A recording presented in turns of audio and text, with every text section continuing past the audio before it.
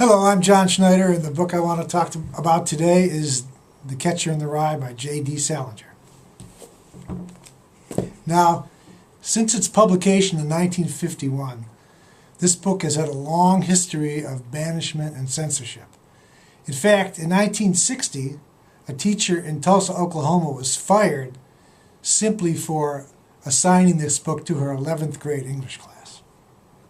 I was 16 when I read the book, and I was no bookworm, but I had spent enough time at the Joy Road branch of the Detroit Public Library, soaking up the air conditioning in the summertime mainly, to have acquired at that point a grudging respect for the power of literature to transport and to touch us. And so a friend of mine who was a bookworm said to me, "You've got to read this book, The Catcher in the Rye." And she kept after me. She was a bookworm, and I think she saw me as a potential convert. And she said to me, "You've got to read this book." And one day, she stuck it in my hand and said, "Read it." And it was a strange-looking book. It wasn't this one. It was a cover, I'll never forget. It was all red with yellow lettering, The Catcher in the Rye. So I put it off for a long time, and she kept after me. And finally, just to get her off my back, I picked up the book one day, and I opened it.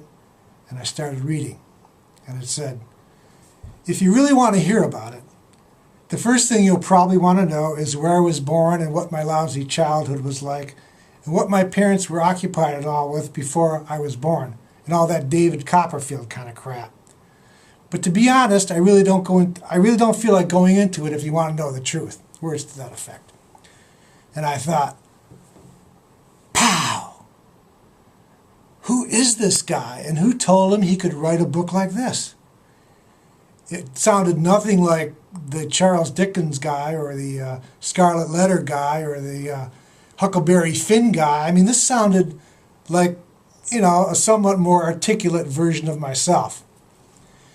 So I inhaled this book. I consumed it in a couple of days, and although I would never have put it this way at the time, it was, for me, a seminar in voice with a capital V. The idea being that, what you write in a book is only part of the story. The other part is how you say it. And so I became somewhat of an advocate for the book, and I foisted it on a bunch of my friends, some of whom thought it was great, and others who kind of looked at me in a puzzled sort of way. But I guess it was just at that particular time in my life, when I was maybe had the first inkling of becoming a writer, this idea of voice, it just really struck me. And the book became completely influential to me. And of course, everything that I wrote afterwards for the first few years sounded just like Holden Caulfield, the narrator and Catcher in the Rye. And eventually I was able to slough that skin off and develop my own style. So why was this book banned? Well, it's got some naughty words in it, but nothing that you don't hear from the time you're in the 4th grade on. And I suppose the narrator is anti-establishment, I guess you could say. He has a particular aversion toward hypocrites, which he calls phonies. But is that such a bad thing?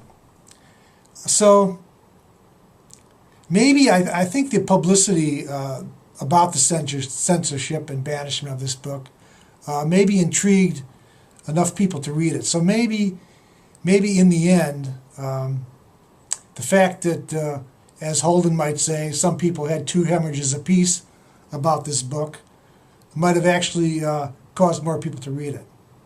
And that's a good thing. Thank you for watching.